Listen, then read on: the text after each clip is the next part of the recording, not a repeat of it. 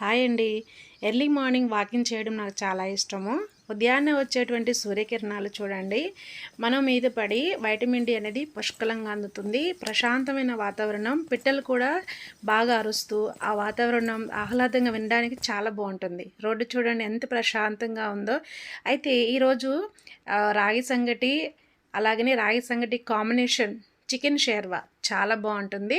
మరి వీడియోలోకి వెళ్దామా, ప్రాసెస్ చూద్దామా. టేస్ట్ అయితే అద్భుతం, మళ్ళీ మళ్ళీ తినాలనిపించే విధంగా ఉంటుంది.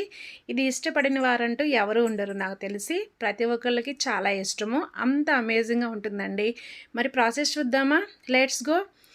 ఇక్కడ చూడండి, ఒక కప్పు రాగి పిండి తీసుకున్నాను. కప్పు రాగి పిండికి మనం వాటర్ కూడా కొలతలతో తీసుకుంటే పర్ఫెక్ట్గా వస్తుందండి.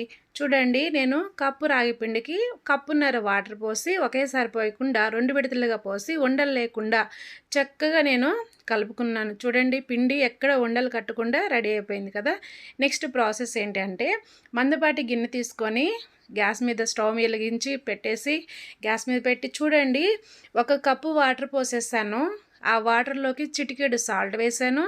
మీ దగ్గర నెయ్యి ఉంటే కొంచెం వేసుకోండి, లేదు అంటే ఆయిల్ అయినా ఒక 1/2 టేబుల్ స్పూన్ ఆయిల్ వేయండి. ఇక వాటర్ మరగాలి. ఈలోపు పప్పు గుత్తి రెడీ చేసుకున్నాను, నీట్గా క్లీన్ చేసి.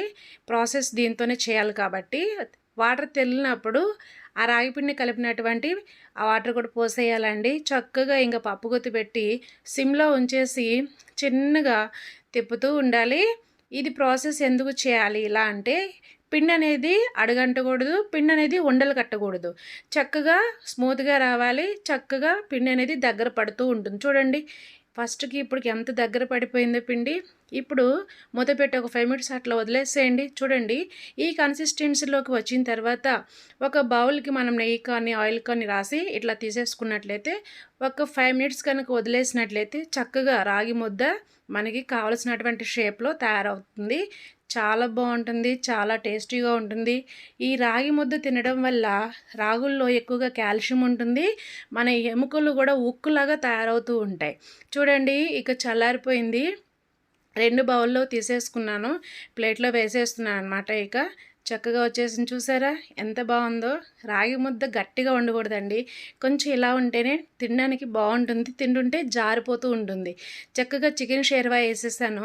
చూడండి, 1 గరిటె సరిపోదు, 2 గరిటెలు చికెన్ షేర్వా వేసి చక్కగా ఇక తీసుకొని తింటూ ఉంటే అబ్బా ఇక జారిపోతుంది. చక్కగా మళ్ళీ తినాలనిపిస్తుంది. అంత బాగుంది, అంత టేస్టీగా ఉందండి. మన వీడియో మీకు నచ్చినట్లయితే లైక్ చేయండి, షేర్ చేయండి, సబ్స్క్రైబ్ చేయండి.